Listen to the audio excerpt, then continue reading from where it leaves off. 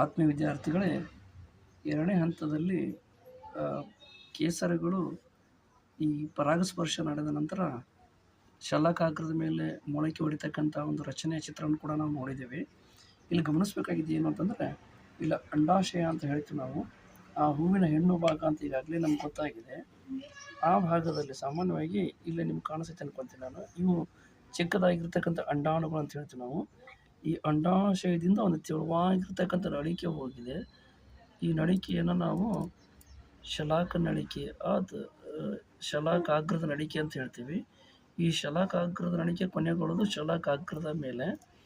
ಯಾವಾಗ ಕೇಸರಗಳು ಶಲಾಕಾಗ್ರದ ಮೇಲೆ ಬೀಳ್ತಾವೋ, ಅಲ್ಲಿ ಬಿದ್ದ ತಕ್ಷಣ ಒಂದು ಮೊಳಕೆ ಹೊಡೆದು ಆ ಕೇಸರಗಳು ಅಂದರೆ ಪರಾಗರೇಣುಗಳು ಈ ಪರಾಗ ನಳಿಕೆಯ ಮುಖಾಂತರ ಅಂಡಾಶಯವನ್ನು ಸೇರುತ್ತೆ. ಅಂಡಾಶಯದಲ್ಲಿ